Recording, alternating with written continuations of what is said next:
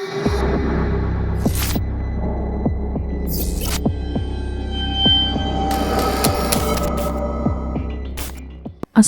warahmatullahi wabarakatuh. Jumpa kembali lagi bersama saya Haza di channel Untung Ditonton. Bagi yang baru nonton, saya ucapkan selamat datang di channel ini. Dan semoga kita semua selalu diberi kesehatan dan dimudahkan dalam segala urusan. Dan semoga cerita kali ini bisa menghibur kalian semua ya, dan kita bisa mengambil manfaat yang baiknya. Kali ini saya akan membacakan cerita yang berjudul Dia Mengincar Suamiku, yang telah ditulis oleh Ramdan Nahdi. Kalian juga bisa mengunjungi tweet beliau secara langsung ya teman-teman. Nah, seperti apa ceritanya? Tanpa berlama-lama lagi, yuk langsung saja kita masuk ke ceritanya. Mas, apa pindahannya tidak bisa ditunda dulu? Setidaknya sampai aku melahirkan. Ucapku pada Mas Kavian, suamiku yang sedari tadi sibuk merapikan barang-barang. Mas Kai menoleh padaku. Sayang, bukannya kemarin kita sudah sepakat. Kenapa hari ini kamu malah ragu? Tidak tahu mas, tiba-tiba saja aku berat meninggalkan rumah ini.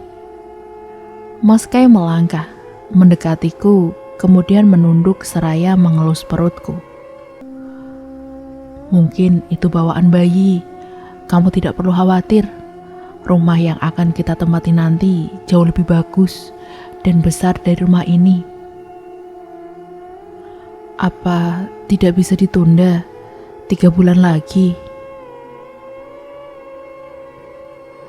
Sayang, Mas Kai menyentuh pipiku lembut. Mobil pengangkut barang sudah ada di depan. Sebagian besar barang juga sudah dibawa. Masa kamu tega menyuruh mereka membawa barang-barang itu kembali? Ku sentuh lengan Mas Kai. Iya mas, aku terpaksa mengiyakan meski hati ini terasa berat. Aneh sekali, padahal kemarin kami masih biasa saja. Sekarang entah kenapa perasaanku ini begitu tak enak. Ya sudah, kamu ganti baju. Sebentar lagi kita berangkat. Aku berdiri, lalu mengambil pakaian yang sudah kuletakkan di atas tempat tidur. Sementara Mas Kai membawa kardus-kardus keluar kamar. Ku tatap cermin, seraya mengganti pakaian. Kriet, pintu kamar terbuka. Ayo sayang, ucap Mas Kai. Iya mas. Ku bawa tas jinjing berisi pakaian. Mas Kai berlari mendekatiku, lalu merebut tas dari genggaman. Kan sudah mas bilang, jangan bawa barang berat-berat, ucapnya lembut. Kami berjalan ke depan rumah. Sebelum kaki ini melangkah keluar, aku berhenti sebentar di dekat pintu dan mengedarkan pandangan. Mata ini sedikit berkaca-kaca ketika mengingat kenangan selama tinggal di sini. Ayo sayang, ucap Mas Kai. Kuseka air mata yang sempat menetes. Lalu berjalan keluar, meninggalkan rumah pertamaku dan Mas Kai. Sejak pertama kali menikah, 2,5 tahun lalu. Kamu pegal? Tanya Mas Kai. Aku menggelengkan kepala, meski sudah hampir 2 jam duduk di dalam mobil. Tapi tidak terasa pegal sedikit pun. Hanya saja jantung ini terus berdebar kencang ketika mengetahui jarak kami dengan rumah baru semakin dekat. Setelah menempuh 3 jam perjalanan, kami tiba di sebuah desa yang berbatasan langsung dengan perkebunan sawit tempat Mas Kai kerja. Tak jauh dari ujung desa, ada sebuah rumah besar berhalaman luas, yang merupakan rumah dinas yang akan kami tempati. Rumahnya besar ya pak, tapi sepertinya tidak terurus, ucap supir. Iya, rumahnya sudah hampir 3 tahun tidak ditinggali, balas Mas Kai. Aku turun dari mobil, menatap rumput liar yang begitu tinggi di halaman depan. Saat pandangan ini tertuju pada kaca jendela, terlihat ada bayangan orang lewat. "Mas," panggilku. "Iya sayang," sahut Mas Kai. "Apa di dalam rumah ada orang?" Mas Kai merogoh kantung celananya. "Kuncinya masih ada di sini. Mana mungkin ada orang di dalam." "Iya Mas, mungkin aku salah lihat." Aku berjalan perlahan menuju teras. Hati-hati, di rumput yang tinggi seperti ini sering ada ular. Spontan aku melangkah mundur. Mas Kai langsung menangkap tubuhku. "Mas cuma bercanda," bisiknya di telingaku. "Aku takut betulan loh Mas," sahutku kesal. Mas Kai menuntunku hingga teras yang terlihat bersih. Begitu juga saat dibuka, tak ada debu yang berterbangan. Tidak seperti rumah yang sudah lama tidak ditinggali. "Kok bersih sekali Mas?" ucapku heran. "Kemarin Mas sudah minta pekerja untuk membersihkan rumah. Biar pas kita datang tinggal menata barang saja." Mas Kai mengantarku berkeliling. Di balik pintu depan, ada ruang tamu dengan sofa kayu dan meja kecil yang terlihat cantik. Selanjutnya kami berbelok ke kiri. Ada 2 pintu yang membentuk huruf L. Mas Kai membuka pintu pertama yang ternyata kamar utama. Ada sebuah lemari, meja kerja dan tempat tidur berukuran besar. Terdapat 1 jendela besar dan gorden putih yang menghadap langsung ke halaman. Sementara pintu kedua merupakan kamar mandi yang didesain modern. Kami berjalan ke bagian tengah rumah. Ada ruangan yang dilengkapi dengan rak televisi, sofa mini berwarna kuning dan meja kecil. Tepat di belakang sofa, ada sekat kayu yang membatasi area ruang tengah dan dapur. "Dapurnya bagus Mas," ucapku saat melihat kitchen set minimalis berwarna pastel. "Aku pasti akan betah berlama-lama di dapur." "Iya." Mataku tertuju pada pintu bercat coklat di samping kiri dapur yang merupakan gudang. "Rumah sebagus ini kenapa tidak ada yang menempati ya Mas?" tanyaku heran. "Mungkin karena rumahnya sedikit terpencil." Benar juga, rumah ini seperti berdiri sendiri di tengah perkebunan sawit, tidak memiliki tetangga. Menjelang maghrib kami baru selesai merapikan dan menata barang bawaan. Bergegas aku pergi ke dapur, mempersiapkan makan malam. "Kamu itu harus banyak istirahat sayang," bisik Mas Kai seraya memelukku dari belakang. "Dari siang kamu kan belum makan Mas," balasku sembari memotong sayuran dan cabai. "Ya sudah, aku mandi dulu ya." Mas Kai mengecup pipiku lalu berjalan ke kamar.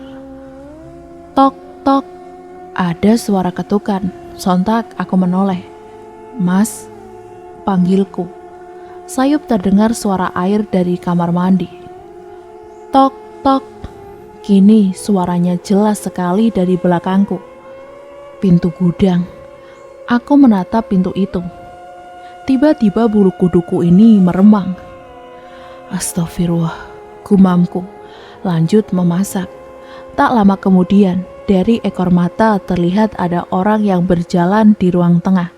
Aku menoleh cepat, melihat sela-sela di atas pembatas ruangan. Tidak ada orang di sana. Perasaan ini mulai tak enak.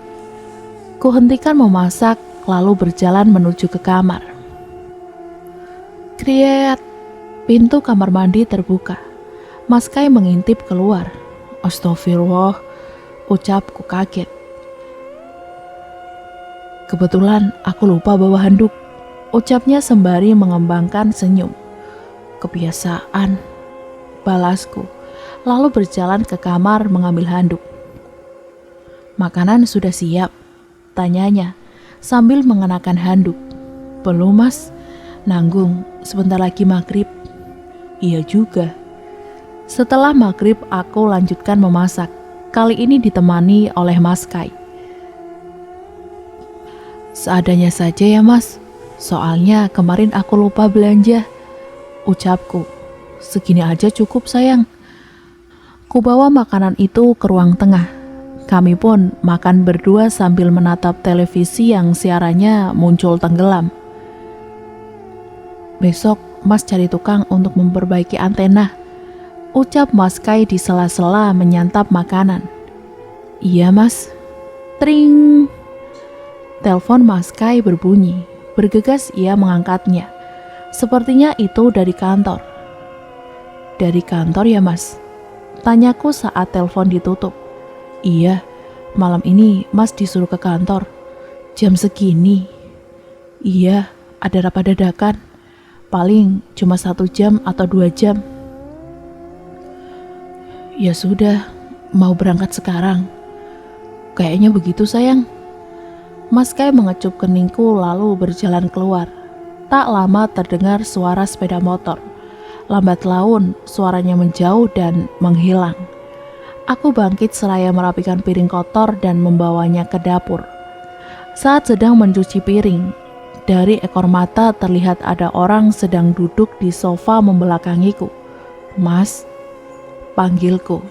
Seraya memfokuskan pandangan, sepertinya itu bukan Mas Kai. Dari belakang, rambutnya terlihat panjang. Aku mulai merapal doa sambil berjalan mendekatinya. Jelas sekali ia seorang wanita. Fokusku malah ke pakaiannya. Baju kebaya berwarna kuning. Maaf, Mbak, siapa ya? Tanyaku. Ia menoleh. Parasnya begitu cantik, tapi terlihat sedikit pucat. Senyumnya mengembang perlahan. Suamimu tampan, saya menyukainya, ucapnya lirih, lalu menghilang. Dek, astagfirullah, teriakku, lalu berlari ke kamar. Aku mengunci pintu kamar lalu menutup gorden rapat-rapat. Jangan-jangan wanita itu yang tadi kulihat saat pertama datang. Pikirku seraya naik ke atas tempat tidur. Ku ambil ponsel di atas nakas, lalu menghubungi Mas Kai. Halo, ada apa sayang? Tanyanya saat panggilan telepon tersambung. Mas, pulang jam berapa? Tanyaku. Mas baru saja sampai kantor. Memangnya kenapa sayang?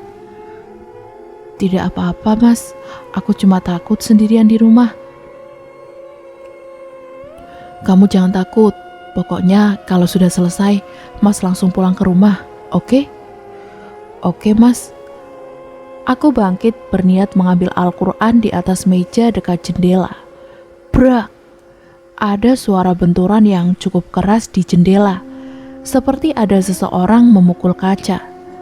Sontak aku menghentikan langkah, memilih kembali duduk di atas tempat tidur. Aku merapal doa dalam hati, sambil menyandarkan punggung ke dinding dan memejamkan mata. Dalam sela-sela berdoa meminta agar gangguan ini segera pergi. Suasana rumah tiba-tiba menjadi hening, sangat hening. Tok, tok. 2 ketukan berjeda terdengar dari pintu depan. Aku yakin itu bukan Mas Kai, karena tidak terdengar ada suara motor yang datang. Tok, tok. Kini ketukan itu berpindah ke pintu kamar. Aku menoleh cepat ke arah pintu. Jantung ini berdebar sangat kencang. Tuk, tuk. Suara ketukan itu berpindah ke jendela. Saat ku melihat ke sana, ada bayangan hitam sedang berdiri di balik jendela. Aku terus merapal doa. Tak lama kemudian, bayangan itu bergerak perlahan ke atas lalu menghilang. Tok, tok. Suara ketukan di pintu depan kembali terdengar. Rah, Vira. Ada yang memanggil namaku. Dari suaranya seperti Mas Kai. Tak lama, ada bayangan berbentuk manusia terlihat bergerak di jendela. Tuk, kaca jendela diketuk. Ra, panggil suara yang mirip dengan Mas Kai. Namun, aku belum yakin, karena tidak mendengar ada suara motor. Tuk, tuk, tuk. Ra, Mas Kai, Sahutku. Iya, buka pintunya sayang, sahut Mas Kai dari luar. Bentar, bergegas aku membuka pintu. Alhamdulillah, ternyata memang Mas Kai. Bukannya tadi Mas bilang ada rapat, kok sekarang sudah pulang? Ada berkas yang ketinggalan, balasnya seraya berjalan ke kamar. Aku pun membuntutinya. Ia membuka laci meja kemudian mengambil sebuah berkas berwarna biru. Kok jalan kaki Mas? Motornya mana? Tanyaku heran. Ia malah tersenyum sambil garuk-garuk kepala. Motornya mogok, habis bensin. Jadi tadi diantar pakai mobil sampai di jalan depan. Oh, Mas balik lagi ke kantor ya? Ia berjalan cepat keluar kamar. Bergegas aku mengejarnya. Aku boleh ikut Mas? Tanyaku. Untuk apa? Balasnya sembari mengenakan sepatu. Aku mau lihat kantor. Daripada harus sendirian di rumah, lebih baik pergi bersamanya ke kantor. Ia berdiri menghadapku lalu tersenyum. Jangan sekarang ya sayang, ucapnya sambil mencubit pipiku pelan. Kenapa Mas? Soalnya malam begini kantor sudah sepi dan area sekitarnya pun gelap, jadi tidak ada yang bisa kamu lihat nanti. Aku memasang muka masam, cemberut. Iya Mas. Ia menyadari itu dan langsung memelukku. Besok pagi, Mas janji ajak kamu ke kantor. Sekarang kamu istirahat saja di kamar. Iya Mas. Mas bawa kunci ya? Takut nanti pulang kemalaman dan kamu sudah tidur. Iya. Mas berangkat dulu ya sayang. Ia mengecup keningku. Assalamualaikum. Waalaikumsalam. Aku pun kembali ke kamar, mengambil Al-Quran lalu duduk di atas tempat tidur. Setengah jam berlalu tanpa ada sedikit pun gangguan. Aku mulai tenang, lalu membaringkan tubuh, mata ini perlahan menutup dan tidur. Dalam tidur aku bermimpi melihat Mas Kai sedang berjalan sendirian di antara deretan pohon sawit. Tepat di belakangnya ada seorang yang mengikuti. Seorang wanita berambut panjang sampai pinggang. Ia mengenakan gaun panjang tipis berwarna kuning. Mas, panggilku. Mas Kai tidak mendengarnya, malah terus melangkah menjauh bersama wanita itu. Aku berlari mengejarnya. Mas! Langkah keduanya begitu cepat. Dengan kondisi hamil seperti ini, sulit bagiku untuk mengejarnya. Mas Kai! Aku berteriak kencang. Mas Kai menghentikan langkah, lalu menoleh. Kulambaikan tangan, tapi ia malah membuang muka dan lanjut berjalan. Di saat itu, aku baru sadar kalau wanita tadi sudah menghilang. Kak Ivan, bisik suara tepat di belakangku. Refleks aku menoleh. Ternyata wanita tadi sudah ada di sampingku. Aku pun melangkah mundur. Dia tampan sekali, imbuhnya, seraya berjalan mendekat. Meski wajahnya terlihat cantik, tapi auranya begitu mengerikan. Bahkan mulut ini rasanya terkunci, tak sanggup membalas ucapannya. Aku hanya bisa melangkah, mundur dan mundur. Tanpa sadar ada sebuah batu di belakang. Bruk! Aku tersandung dan terjengkang ke belakang. Seketika itu perut ini terasa sakit sekali. Aku bisa merasakan ada cairan keluar dari bawah perut. Perlahan cairan itu mulai membasahi pakaian. Cairan berwarna merah. Darah. Wanita itu tertawa kencang. Wajah yang tadi cantik berubah menjadi makhluk yang menakutkan. Tirus dan pucat pasi. Rambutnya mengembang panjang hingga menyentuh tanah. Bola matanya besar berwarna putih polos. Ia tertawa sembari memainkan jemaringnya yang berkuku tajam. Lalu memegang perutku. Darah. Lirihnya sambil menjilati darah yang menempel di telapak tangannya.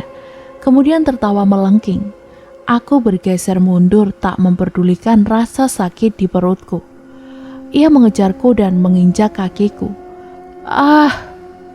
Aku berteriak kesakitan. Ia tertawa senang, sembari mengulurkan tangannya mendekati perutku. Dalam sekejap, kukunya yang panjang dan tajam itu sudah menusuk perutku. Ah! Aku kembali berteriak, lalu terbangun dari tidur. Astagfirullah, astagfirullah. Mulut ini terus berucap istighfar, membayangkan mimpi yang sangat menakutkan. Sayup terdengar suara benturan piring dan sendok dari luar. Kulihat jam di ponsel, sudah pukul 9 malam. Apa Mas Kai sudah pulang? Aku beranjak dari tempat tidur. Mas, panggilku seraya membuka pintu. Dari sekat kayu terlihat ada orang berdiri menghadap wastafel. Mas, kamu sudah pulang? Ucapku berjalan ke dapur. Kamu sedang apa di dapur? Aku menghentikan langkah tepat di samping sekat kayu. Ternyata itu bukan Mas Kai, melainkan si wanita berkebaya kuning. Ia sedang memegang sendok. Perlahan, wanita itu menoleh padaku. Matanya melotot sembari menjilat sendok. Air liur suamimu rasanya lezat. Aku ingin merasakan langsung dari mulutnya. Ia menyeringai lalu menghilang. Teng! Sendok itu pun jatuh ke lantai. Aku berlari kencang menuju kamar, tak menyadari kalau ada Mas Kai di belakang. Ia langsung menangkap tubuhku. Hati-hati sayang, ucapnya spontan. Aku memeluknya dan menangis. Ada apa sayang? Sampai berlari seperti itu? Tanyanya. Mas Kai mengangkat daguku perlahan lalu mengusap pipiku yang basah. Kamu kenapa nangis? Aku mengajaknya ke kamar lalu menceritakan kejadian yang baru kualami. Kamu serius? Iya mas, boleh tidak kita kembali ke rumah yang dulu? Selama hampir 2,5 tahun tinggal di rumah kontrakan itu, aku tidak pernah mengalami hal mengerikan seperti ini. Kamu jangan takut, nanti mas akan undang karyawan dan warga sekitar untuk pengajian di rumah. Maklum saja, rumah ini sudah kosong selama 3 tahun. Apa kita benar-benar tidak bisa pindah saja, Mas? Sayangku yang cantik, Mas harus bilang apa sama orang kantor? Belum 1 hari sudah mau pindah. Kamu sabar dulu ya sayang. Insya Allah setelah diadakan pengajian, semua gangguan itu tidak ada lagi. Termasuk perempuan yang kamu lihat tadi. Mas Kai beranjak lalu berjalan keluar kamar. Mau kemana mas? Tanyaku ikut beranjak dari tempat tidur. Ke kamar mandi, mau ikut? Sahutnya. Aku duduk di ujung tempat tidur menunggu Mas Kai kembali. Selang beberapa menit kemudian ia masuk ke kamar. Oh ya, tadi waktu mas lagi jalan di kebun, ada yang manggil nama mas. Ucapnya sambil mengganti baju. Siapa? Aku berharap itu bukan wanita mengerikan tadi. Mas juga tidak tahu, suaranya mirip sekali sama kamu. Aku? Iya, cuma pas mas nengok ke belakang tidak ada siapa-siapa. Makanya mas buru-buru pulang. Bagaimana mungkin? Ceritanya mirip sekali dengan mimpiku tadi. Itu namanya ikatan batin mas. Untung mas cepat pulang, balasku. Iya. Mas Kai berjalan keluar kamar. Mau kemana lagi mas? Tanyaku. Mau nonton sepak bola? Siarannya kan jelek mas. Siapa tahu kalau malam agak lebih bagus. Soalnya ada pertandingan sepak bola sebentar lagi. Aku ikut bersama Mas Kai ke ruang tengah. Kamu belum ngantuk? Tanyanya. Tadi aku kan sudah tidur. Balasku seraya berjalan ke dapur. Sendok itu masih tergeletak di lantai. Sementara Mas Kai sedang sibuk menggoyang-goyangkan kabel antena, aku memilih untuk mencuci piring yang tadi sempat tertunda. Oh iya sayang, boleh buatkan kopi? Iya mas. Selesai mencuci piring, bergegas aku membuat segelas kopi. Ia masih sibuk mencari posisi kabel yang tepat agar siaran televisinya tidak terlalu jelek. Segini sudah lumayan, Mas. Ucapku seraya menaruh kopi di meja. Masih banyak semutnya, sayang, sahutnya. Aku duduk di sofa sembari menatap televisi. Nah, udah sedikit semutnya, seruku. Spontan Mas Kai berhenti bergerak. Iya, tapi aku gimana? Masa harus berdiri di sini terus? Ucapnya sambil memegang kabel. Tahan, sebentar. Aku bangkit lalu berjalan ke kamar untuk mengambil selotip. Coba kamu tempel kabelnya ke tembok, usulku sembari menyerahkan selotip. Ia pun menuruti ideku dan akhirnya berhasil. Siaran televisi lebih enak ditonton. Minum kopinya, Mas, nanti keburu dingin, ucapku. Ia duduk di lantai lalu menyeruput kopinya. Ekspresinya berubah, keningnya mengkerut, bibirnya mengerucut serta mata yang terbuka lebar. Ada apa, Mas? Tanyaku bingung. Ia menjulurkan lidah.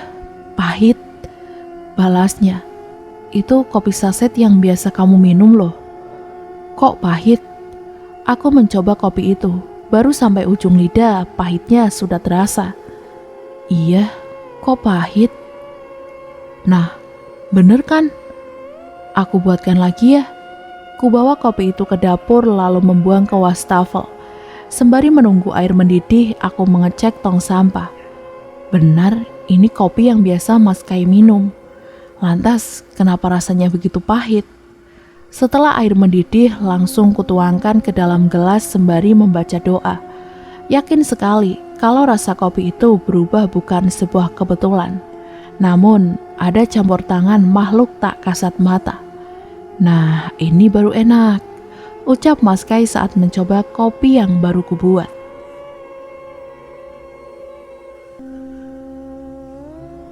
Satu jam berlalu, Mas Kai sedang fokus menonton pertandingan sepak bola. Sementara aku mulai mengantuk. Tidur di kamar, sayang, ucapnya saat ku berbaring di sofa. Aku belum mau tidur, Mas, elaku. Awas kalau sampai tidur. Mata ini mulai terasa lelah karena terus menatap layar televisi. Tanpa sadar aku pun terlelap. Tidur, aku bermimpi aneh lagi.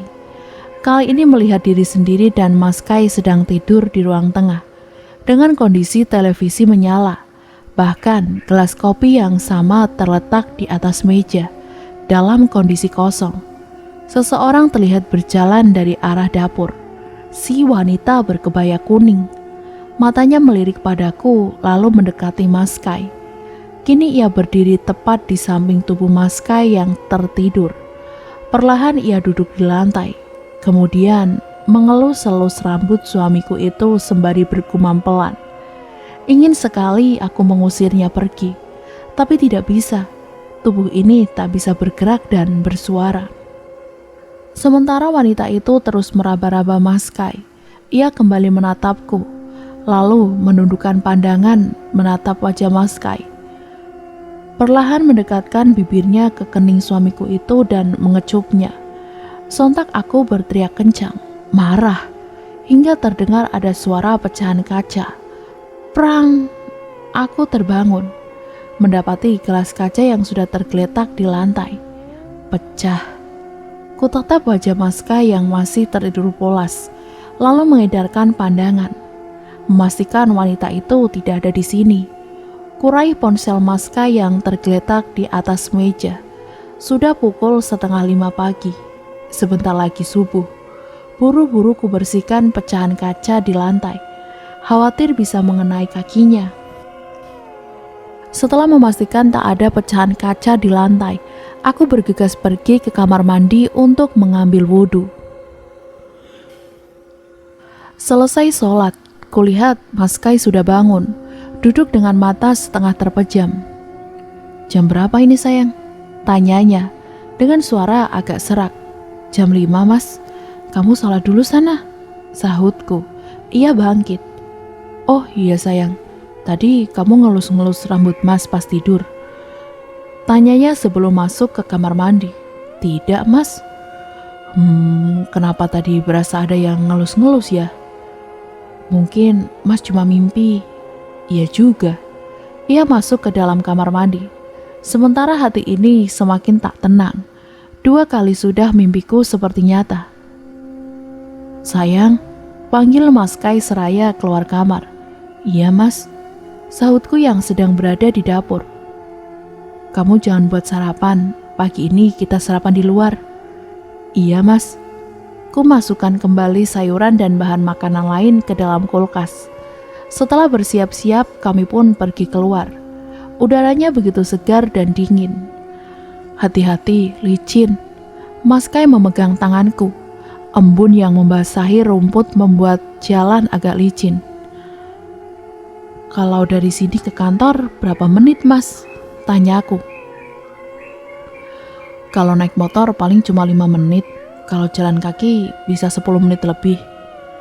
Terus sekarang kita mau kemana? Ke perkampungan warga dekat sini. Kemarin mas belum sempat bertemu Pak RT.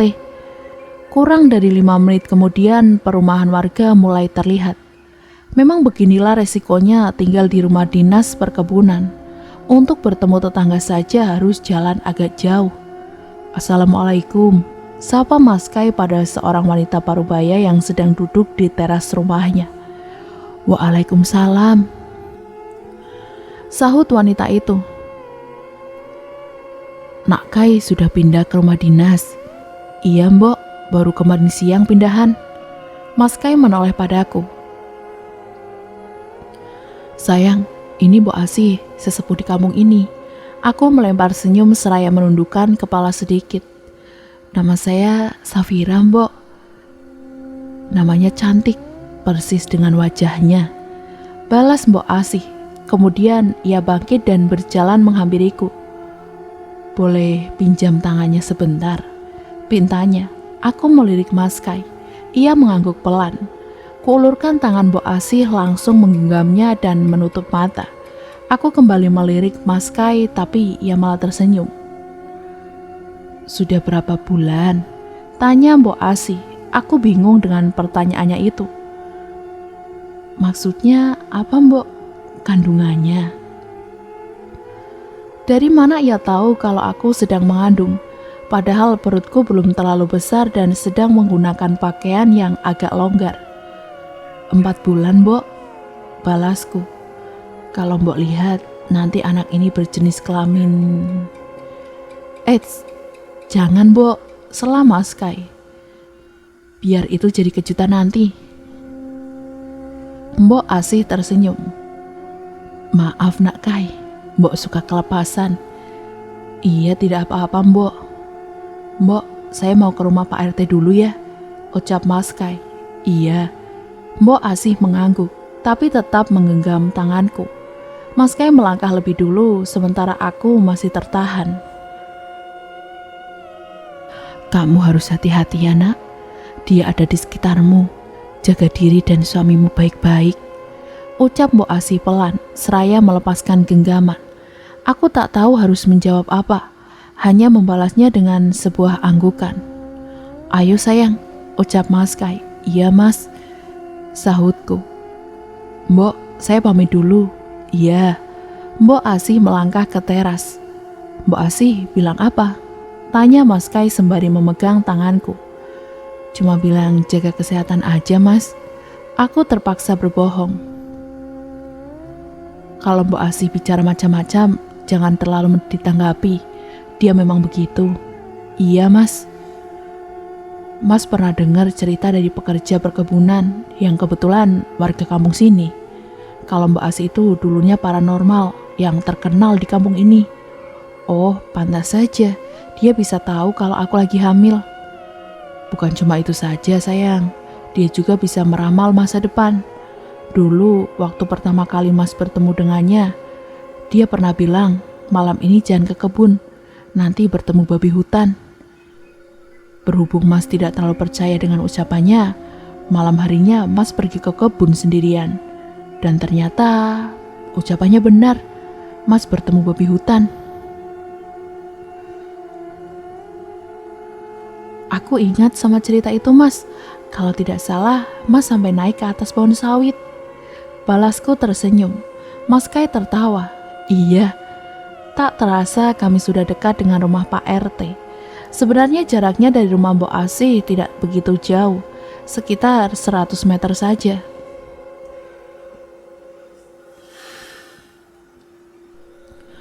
"Assalamualaikum," ucap Mas Kai. "Waalaikumsalam," sahut suara dari dalam. Seorang pria berpawakan tinggi keluar dari dalam rumah. Wajahnya tidak terlihat begitu tua. "Pak RT," sapa Mas Kai sembari membungkukkan badan sedikit. Kai, sini duduk." Ia mempersilahkan aku dan Mas Kai duduk di teras. "Ini istrinya ya, cantik." "Iya Pak RT, nama saya Safira."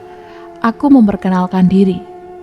"Panggil saya Pak Rohim," balasnya tersenyum. "Gimana hari pertama tidur di sana? Pasti berbeda suasananya dengan kota." "Iya Pak, di sana sepi, tidak ada tetangga. Hanya saja saat malam udaranya lumayan dingin, jadi tidak perlu pakai pendingin ruangan." "Hati-hati Dek Safira." "Hati-hati kenapa?" tanyaku bingung. "Hati-hati, nanti Kai minta jatah terus."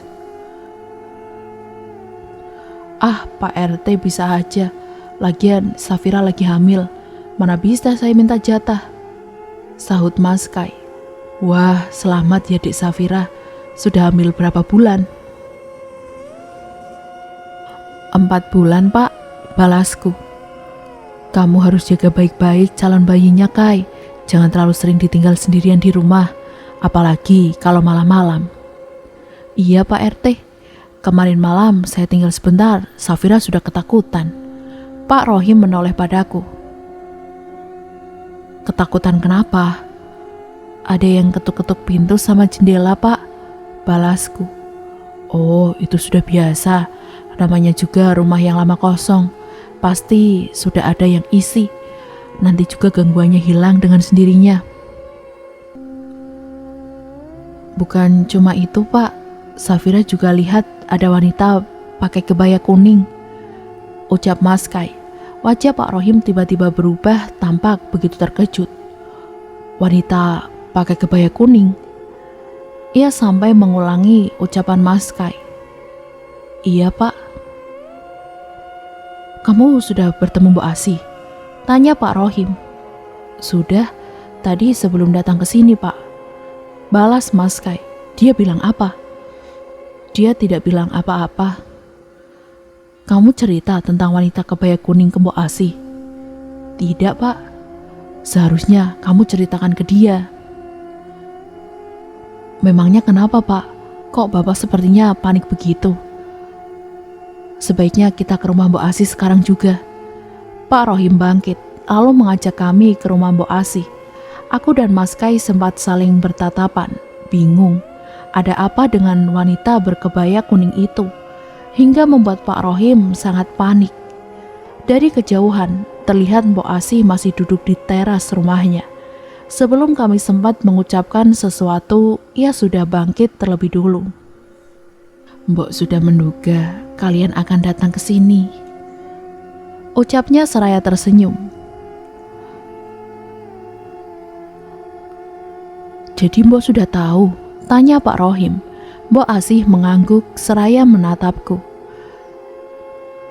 "Ternyata dia masih ada di sana." "Dia siapa Mbok?" tanya Mas Kai. "Dahlia, wanita berkebaya kuning yang kamu lihat." "Dahlia bisa dibilang ia adalah wanita tercantik pada kala itu," ucap Mbok Asih. "Kecantikan yang seharusnya membawa keberuntungan malah menjadi malapetaka."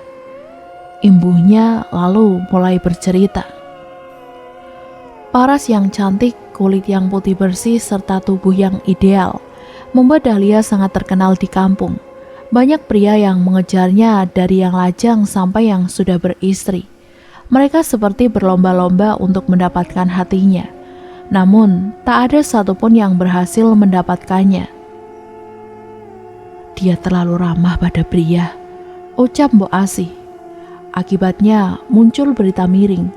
kalau Dahlia memang sengaja menggoda pria-pria itu untuk kepuasan. Bahkan ada beberapa warga yang rumah tangganya hancur berantakan, sehingga warga mulai resah dengan kehadirannya. Mereka berbondong-bondong mendatangi rumah Dahlia untuk mengusirnya. Ia yang selama ini merasa tidak bersalah, menolak pergi dari kampung ini. Sampai Mbok Asih menghentikan ceritanya. Sampai apa, Mbok? Tanya Mas Kai yang sama penasarannya denganku. Peristiwa memilukan itu pun terjadi, balas Mbok Asih. Setelah Dahlia menolak pergi dari kampung ini, ia mulai mendapatkan teror dan ancaman. Rumahnya sempat beberapa kali dirusak. Ia pun pernah dilempar batu saat berjalan keluar rumah. Namun, ia bersikeras untuk tetap tinggal di sini. Akhirnya pada suatu malam warga mendatangi rumah Dahlia. Mereka menjemputnya secara paksa lalu diseret layaknya binatang. Orang tua Dahlia tidak bisa berbuat apa-apa. Hanya bisa memohon agar anaknya dilepaskan. Namun mereka tak mendengarnya, malah membawa Dahlia ke dalam hutan. Ucap Mbok Asih. Beberapa hari berlalu tak ada kabar tentang keberadaan Dahlia. Semua perangkat desa pun memilih bungkam saat ditanya oleh orang tuanya. Hingga akhirnya tubuhnya ditemukan mengambang di rawa-rawa. Mbok Asih menarik nafas panjang, kemudian menyeruput kopi yang dari tadi ada di atas meja. Kamu tahu di mana letak rawa-rawa itu? Sambungnya. Aku dan Mas Kai kompak menggelengkan kepala. Letaknya tak jauh dari rumah ini. Aku melirik Mas Kai. Ia seperti sedang memikirkan sesuatu. Perasaan saya tidak pernah melihat ada rawa-rawa di sekitar sini. Tanyanya. Memang tidak ada, Kai, soalnya sudah berubah menjadi perkebunan kelapa sawit dan rumah tempat kamu tinggal sekarang. Balas Pak Rohim. Dek. Seketika itu jantungku berdebar kencang. Aku kembali melirik Mas Kai, tetapi ia tampak begitu tenang. Apa Mbok tahu alasan dia meneror istri saya tadi malam? Tanyanya. Itu berhubungan dengan kematiannya. Balas Mbok Asih.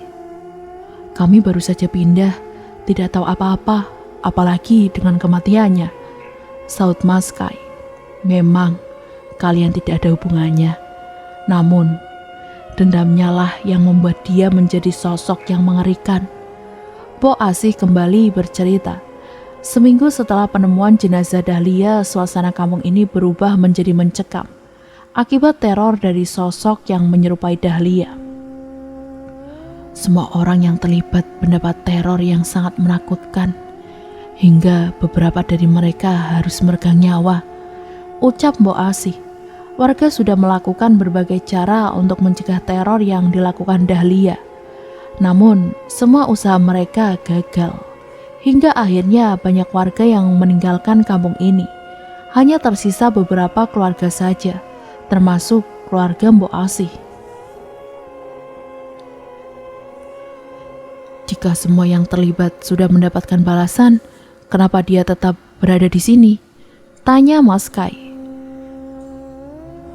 Tujuannya sudah berubah. Dia mewujudkan apa yang dituduhkan oleh warga, menjadi penggoda pria dan tidak pernah melepaskan incarannya. Balas Mbok Asih. Ucapannya itu membuat aku semakin khawatir dengan Mas Kai. Apalagi mimpi tadi malam mengisyaratkan kalau Dahlia sedang mengincar Mas Kai. Lalu bagaimana cara warga menghentikan teror itu? Tanyaku. Kakek Mbok Asih yang berhasil mengusirnya, sahut Pak Rohim. Spontan tatapanku mengarah pada Mbok Asih. Sayangnya, semua usaha yang kakek lakukan itu kini menjadi sia-sia. Ucapnya. Sia-sia kenapa, Mbok? Tanyaku. Mbok sudah memperingatkan untuk tidak menjadikan rawa-rawa itu perkebunan sawit, apalagi dibangun rumah. Khawatirnya sosok Dahlia yang berhasil dikunci di sana bisa terlepas. Ternyata kekhawatiran Mbok pun terjadi. Jelas Mbok Asih. Apa Kai kenal dengan Pak Aldi? Tanya Pak Rohim. Pak Aldi mantan manajer perkebunan sini, Pak. Balas Mas Kai. Iya, dia yang pertama kali menempati rumah dinas itu 3 tahun lalu. Saya hanya tahu sedikit ceritanya saja, Pak. Katanya sudah meninggal karena sakit parah. Iya, itu semua ulah Dahlia. Tidak hanya Pak Aldi saja yang dibuat sakit, anak istrinya pun begitu. Beruntung anak dan istrinya bisa selamat. Dia sudah sangat berubah dari terakhir kali Mbok melihatnya 70 tahun lalu, ucap Mbok Asih. Auranya kini jauh lebih negatif dan berbahaya. Pakaiannya yang dulu berwarna putih telah berubah menjadi kuning kemerahan. Entah apa yang dia lakukan selama ini hingga menjelma menjadi sosok mengerikan itu. Imbuhnya. Kami di sini menyebutnya kuntilanak kuning, sahut Pak Rohim. Kuntilanak kuning, ucapku. Ini kali pertamaku mendengar nama itu. Sejauh ini aku kira kuntilanak itu hantu wanita berbaju putih. Dalam dunia kuntilanak, warna pakaian menandakan umur mereka. Warna pakaian putih biasanya untuk kuntilanak baru dan berusia muda. Semakin bertambah umur, warna pakaian mereka pun berubah. Ada yang menjadi kuning, hijau, biru, merah, dan hitam. Setiap warna memiliki sifat yang berbeda. Yang jelas, mereka semua sangat negatif dan berbahaya. Dapat mencelakai dan menggoda manusia dengan mudah. Jelas Mbok Asih. Apakah ada cara untuk mengusirnya? Tanya Mas Kai. Sulit Nak Kai. Mbok pernah mencobanya, tapi tidak bisa. Dia terlalu kuat. Jika Nak Kai dan Safira ingin tetap tinggal di sana, sebaiknya mencari orang yang tepat untuk mengusirnya.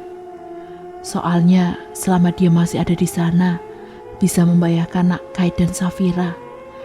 Apalagi Nak Safira sedang mengandung. Itu menjadi daya tarik bagi bangsa kuntilanak. Baiklah Mbok, nanti saya usahakan mencari orang yang bisa mengusirnya. Balas Mas Kai. Sekarang saya pamit dulu, mau ke kantor. Mbok Asih bangkit. Jangan pergi dulu. Tunggu di sini, ucapnya lalu masuk ke dalam rumah. Beberapa saat kemudian ia keluar sambil membawa kantong plastik berwarna hitam. Bawa ini, pintanya, sembari menyerahkan kepada Mas Kai. Ini apa Mbok? Tanya Mas Kai bingung. Garam kasar, kamu harus menabur garam itu ke sekeliling rumah. Itu akan mencegah dia masuk ke dalam rumah. Makasih Mbok. Satu lagi. Mbok Asih mengeluarkan sesuatu dari kantong bajunya, sebuah lonceng kecil berwarna kuning keemasan. Pasang lonceng ini di pintu kamar, perintahnya sembari menyerahkan padaku. Untuk apa Mbok? Tanya aku heran. Jika dia ada di dalam rumah, maka lonceng itu akan berbunyi. Kalian harus tetap berada di kamar. Apapun yang terjadi, jangan keluar. Baik Mbok. Balasku sembari menatap lonceng di genggaman. Cering, lonceng berbunyi, padahal aku sama sekali tak menggerakkannya. Dia ada di sini, ucap Mbok Asih. Sembari mengedarkan pandangan, Mbok Asih menatap tajam ke arah jalan setapak di antara deretan pohon sawit. Jalan menuju tempat tinggalku. Apa dia ada di sana, Mbok? Tanya Mas Kai. Mbok Asih mengangguk. Sekarang dia sudah pergi. Kumasukkan lonceng itu ke dalam tas kecil yang kubawa. Kemudian pamit bersama Pak Rohim. Jangan lupa tabur garam itu sebelum malam. Pesan Mbok Asih sebelum kami meninggalkan rumahnya. Iya Mbok. Balas Mas Kai. Pak Rohim mengajakku dan Mas Kai sarapan di warung di dekat rumahnya. Warung soto ayam yang sudah ramai pengunjung. Pak Kai, panggil seorang pria sembari berlari ke arah kami. Siapa Mas? Tanyaku pelan. Pak Baim, mandor kebun. Umurnya lebih tua, tapi kenapa manggilnya bapak? Umurnya memang lebih tua, tapi jabatan mas kan lebih tinggi sayang. Mas sudah pernah bilang, panggil nama saja, tapi katanya itu kurang sopan. Oh, begitu. Pak Kai mau sarapan juga? Tanya Pak Baim. Iya pak.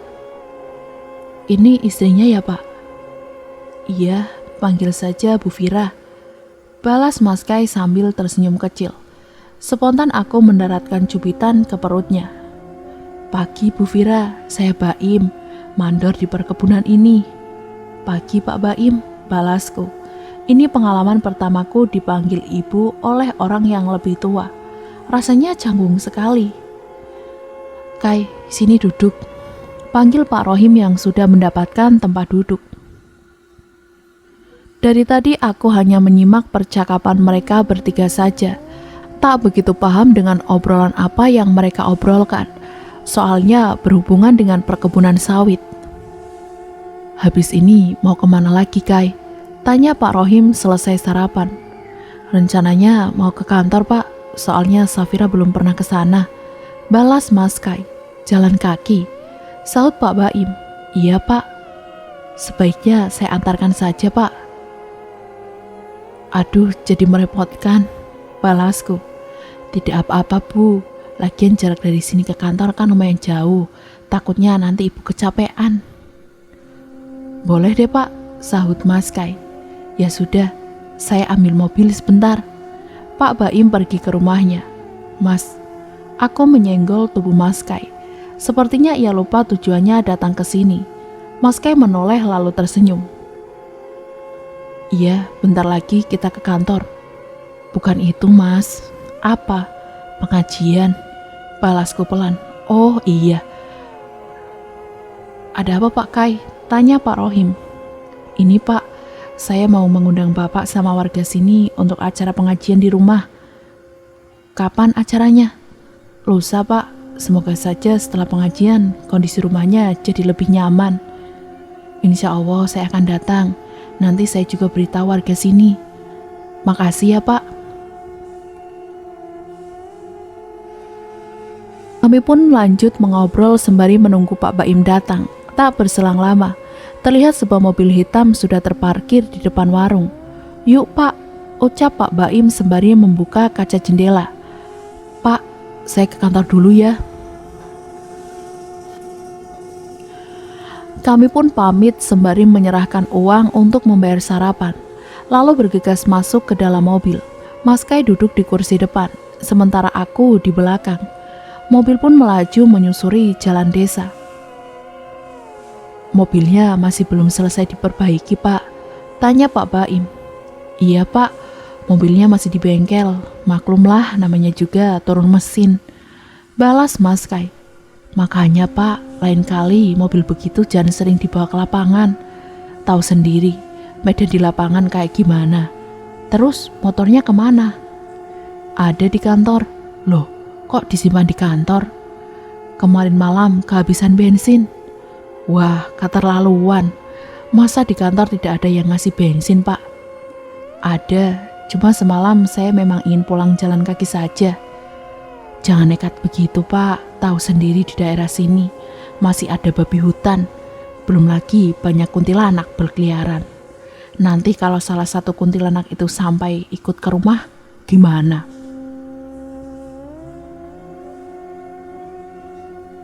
Oh iya sayang, Pak Baim ini pernah dikejar kuntilanak sampai ke rumahnya, ucap Mas Kai. Wah, serem banget, sahutku. Ah, Pak Kai ini, itu kan cerita lama, waktu tahun pertama saya jadi mandor. Gimana rasanya dikejar kuntilanak sampai rumah Pak? Tanyaku. Takut Bu, saya hampir kencing di celana. Kuntilanaknya pakai baju warna apa Pak? Tanyaku. Mas Kai langsung menoleh padaku dan melotot. Putih Bu, sahut Pak Baim. Aku pikir Pak Baim diikuti oleh Dahlia, seperti yang dialami Mas Kai dalam mimpiku. Cering. Bunyi apa itu Pak? Tanya Pak Baim.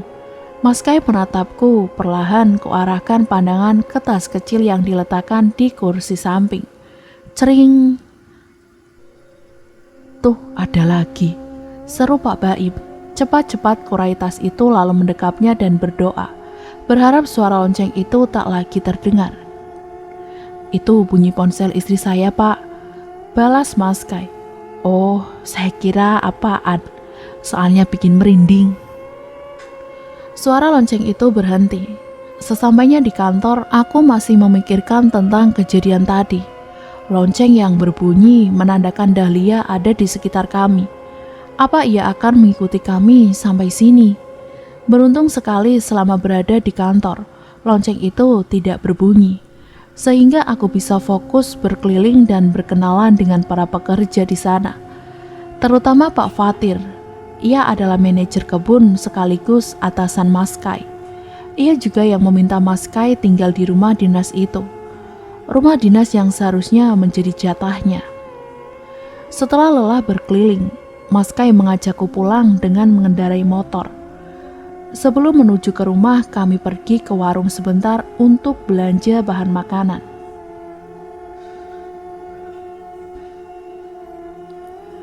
Sesampainya di rumah, aku langsung menggantung lonceng itu di pintu kamar. Mas, garamnya jangan lupa ditabur, ucapku. Iya sayang, Mas mau mandi sebentar. Mas Kai mengambil pakaian dan handuk, lalu masuk ke kamar mandi sementara menunggu Mas Kai selesai mandi. Aku pergi ke dapur mempersiapkan makanan siang. Selang 10 menit kemudian, ia terlihat keluar dari kamar mandi. Masak apa sayang? Tanyanya. Sup ayam, Mas.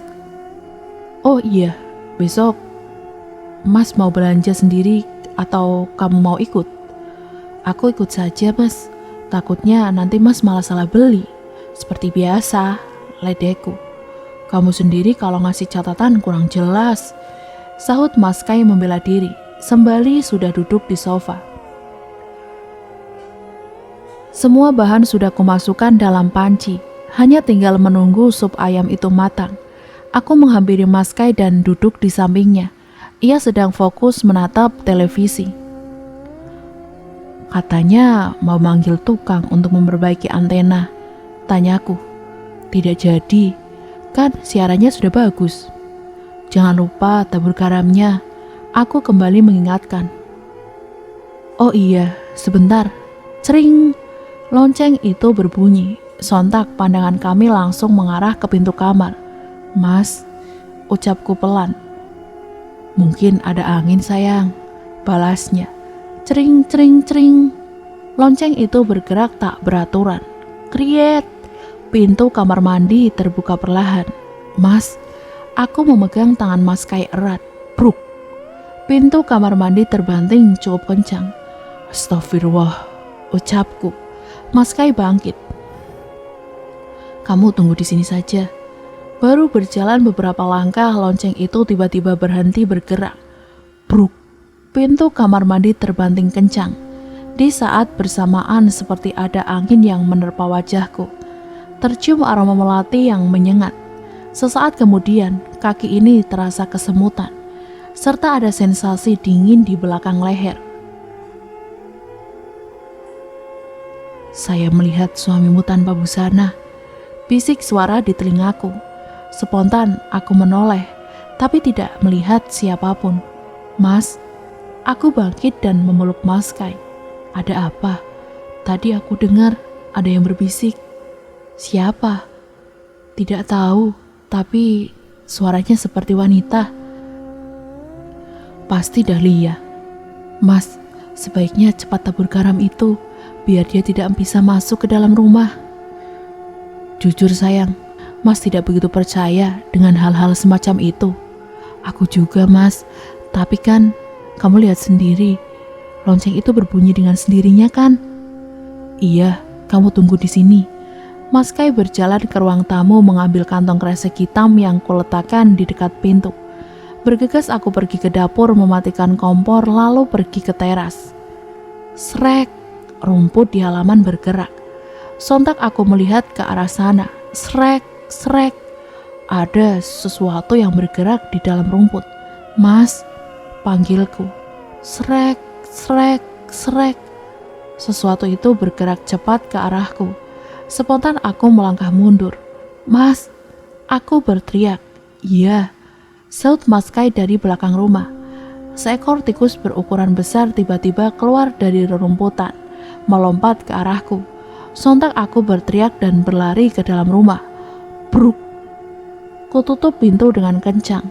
Terdengar suara langkah kaki dari samping rumah. "Rah, Firah!" teriak Mas Kai dari luar.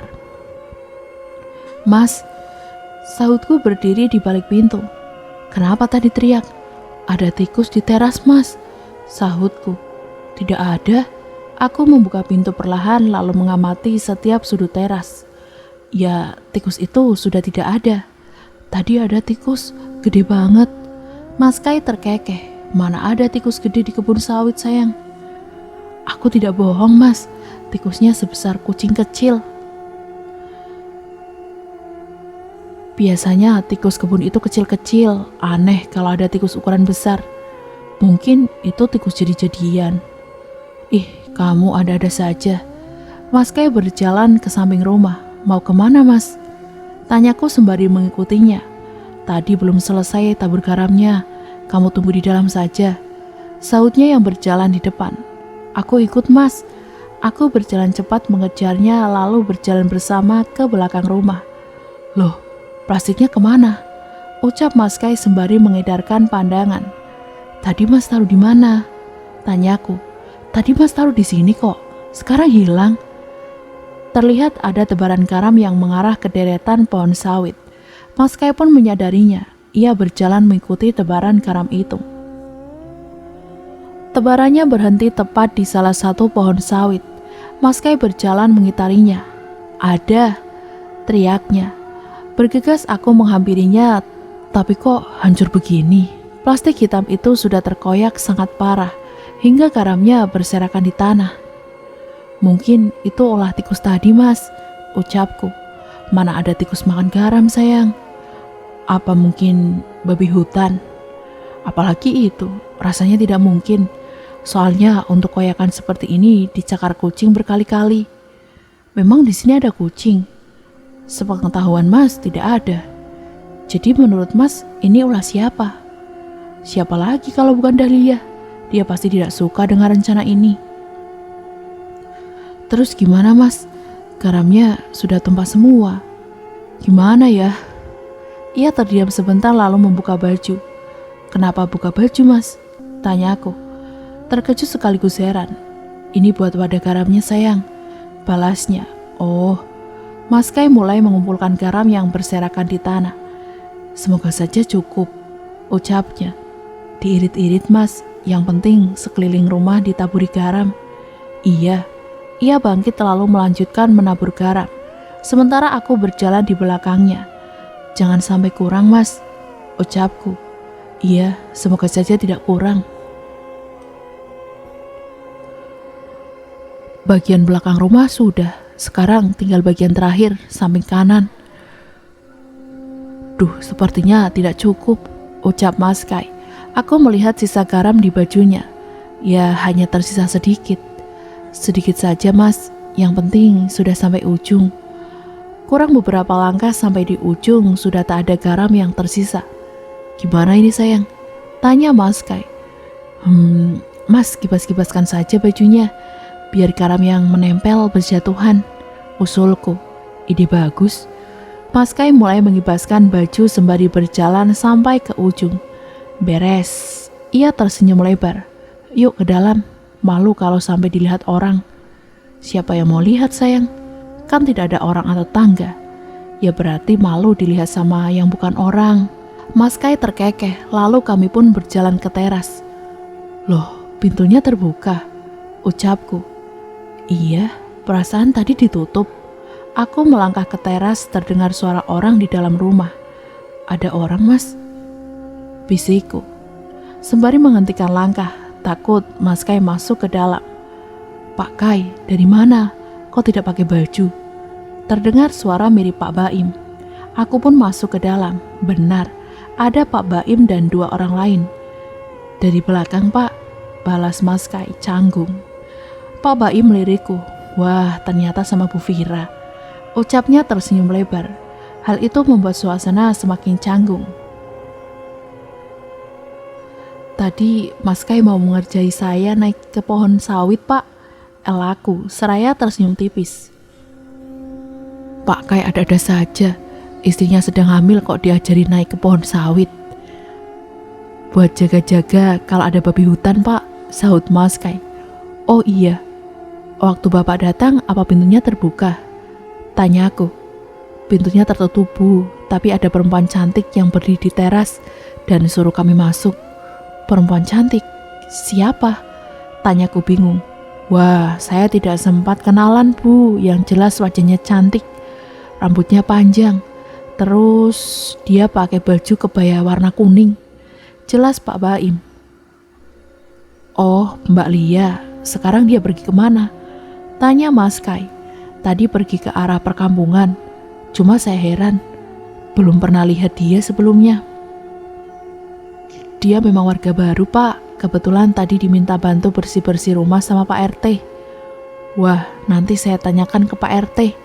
Aku menatap Mas Kai. Ia tersenyum seraya menarik tanganku agar berdiri di sampingnya. Itu pasti Dahlia, bisiknya. Aku mengangguk.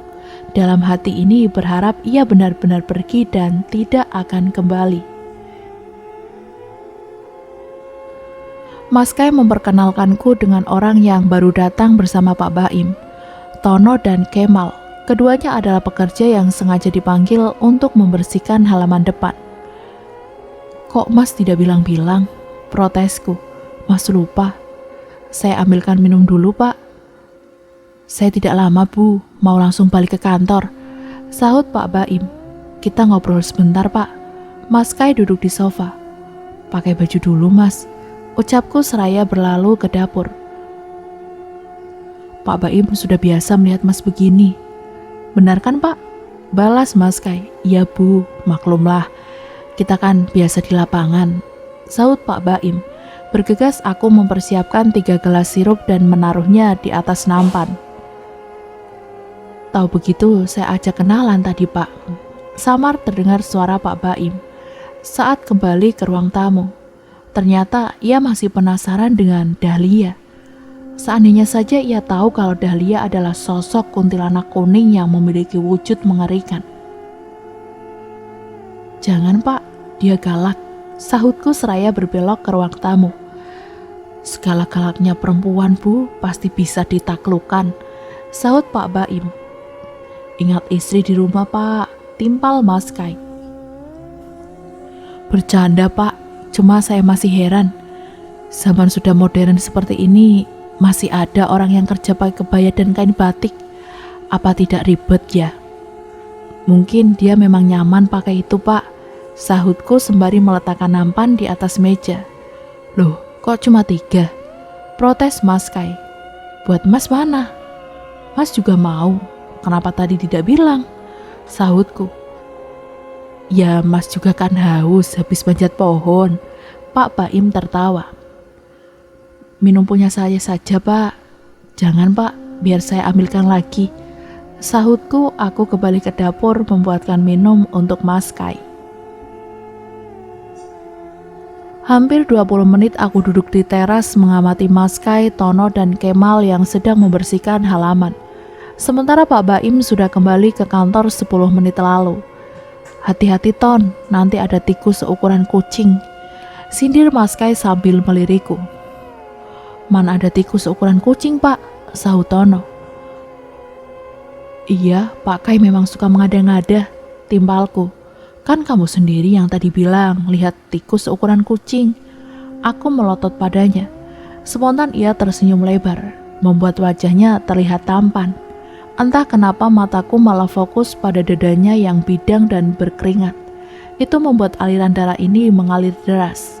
Mas Kai menoleh padaku, mengangkat kedua alisnya. Ada apa? Tanyanya. Aku menggeleng, lalu mengalihkan pandangan ke arah deretan pohon sawit. Sekilas ada kepala seseorang mengintip dari salah satu pohon. Namun hanya dalam satu kedip mata, orang itu sudah hilang. Siapa itu? Kutatap pohon tadi, tapi orang itu tidak juga terlihat. Apa aku salah lihat? Saking terlalu fokus menatap pohon itu hingga tak sadar kalau Mas Kai sudah ada di dekatku. Spontan aku menundukkan pandangan. "Kenapa nunduk?" tanyanya. "Enggak, Mas. Padahal kami sudah menikah 2,5 tahun. Namun kenapa hari ini ada perasaan canggung saat melihatnya tidak pakai baju? Aneh." "Sayang, ambilkan makanan untuk Tono sama Kemal. Sekalian untuk kamu dan Mas juga." Aku bangkit. Tapi Mas, di dapur cuma ada sop ayam." "Tadi pagi kamu beli tempe dan tahu kan?" "Iya Mas, mau." "Iya, goreng saja. Nanti kita makan bareng di teras." "Baik Mas." Bergegas aku pergi ke dapur menyiapkan makanan. Setelah semuanya siap, ku panggil Mas Kai untuk membantu membawa makanan itu ke teras. "Ton, Mal, ayo makan dulu," ajak Mas Kai yang sudah duduk bersamaku di lantai. "Iya, makan dulu, nanti baru lanjut bersihkan lagi," ucapku.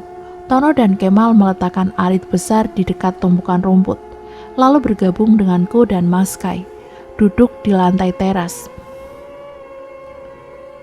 "Memangnya perusahaan ini tidak punya pemotong rumput mesin, Mas?" tanyaku pada Mas Kai yang sedang memakan tahu. "Ada," sahutnya sambil mengunyah. "Kok Tono sama Kemal disuruh pakai yang manual sih?" Mas Kai menoleh pada kedua anak buahnya itu, sembari beberapa kali mengangkat alis. Tandanya ia ingin agar anak buahnya yang menjawab. "Sebenarnya Pak Kai sudah meminta saya bawa pemotong mesin, Bu. Tapi tidak jadi," balas Tono. "Kenapa?" "Soalnya mereka kesini jalan kaki sayang. Kasian kalau harus menenteng mesin dari kantor. Lagian halaman rumah ini tidak begitu besar. Sebentar juga selesai," jelas Mas Kai. "Oh iya, saya baru ingat kalau Pak Baim tidak bawa mobil." "Nah itu," sahut Mas Kai. Selesai makan, aku langsung mencuci piring di dapur. Tiba-tiba punggung ini terasa kaku dan pegal, diikuti bulu kuduk meremang. Aku celingak-celinguk, takut Dahlia tiba-tiba muncul. Aku bersenandung pelan untuk memecah keheningan dan mengalihkan perhatian agar tidak takut. Terdengar suara langkah kaki mendekat spontan, aku menoleh. Ternyata itu Mas Kai. "Sejak kapan kamu bisa menyinden?" tanyanya. "Siapa yang nyinden, Mas?" Aku berbalik tanya bingung. "Kamu." "Aku? Dari tadi nyanyi lagu barat kesukaanku kok." "Mas bisa membedakan mana lagu barat dan lagu sinden sayang. Tadi suara kamu kayak sinden profesional. Mas sampai terhanyut dengarnya." "Ah, Mas bisa aja." Namun aku mulai curiga kalau suara yang Mas Kai dengar adalah suara Dahlia. Jangan-jangan itu suara Dahlia. Tebakanku. Jelas sekali itu suara kamu. Lagian dia kan tidak bisa masuk ke sini. "Tapi Mas, tiba-tiba kepalaku pusing sekali, goyah. Beruntung Mas Kai dengan cepat menahan tubuhku. "Kamu kenapa sayang?" tanyanya penuh kekhawatiran. "Kepala aku sakit banget Mas," balasku sambil memegang kepala. "Kita ke dokter sekarang ya?" Aku menggeleng pelan. "Tidak usah Mas, aku mau istirahat saja di kamar." "Ya sudah." Mas Kai mengantarku ke kamar. Aku berbaring. "Biasanya tidur sebentar saja sudah hilang sakitnya Mas," ucapku. "Kamu yakin?" "Iya, kamu temani Tono dan Kemal saja. Kalau ada apa-apa panggil Mas ya," ucapnya sebelum keluar kamar. Aku memejamkan mata. "Firah, Safira." Terdengar seseorang memanggil namaku. Sontak aku membuka mata. Di mana ini? Aku bingung. Saat tiba-tiba sudah ada di tengah hutan. "Mas," teriakku, sembari menyusuli jalan setapak. "Safira." Lagi-lagi ada seseorang yang memanggilku. Suara wanita. Kuedarkan pandangan karena curiga kalau itu adalah Dahlia. Iya Dahlia. Ia sedang duduk di salah satu pohon di dekatku, menatapku dengan mata yang merah menyala.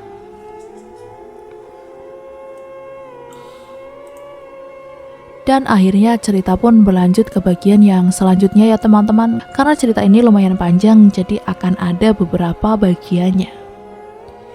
Nah, tetap nantikan kelanjutan ceritanya di channel ini ya. Dan jangan lupa untuk like, komen, dan subscribe, serta nyalakan juga tombol loncengnya, agar kalian mendapatkan notifikasi jika kami mengupload video terbaru yang tentunya ada di channel ini. Apabila terdapat salah-salah kata maupun artikulasi yang kurang jelas, saya mohon maaf yang sebanyak-banyaknya. Terima kasih dan wassalamualaikum warahmatullahi wabarakatuh.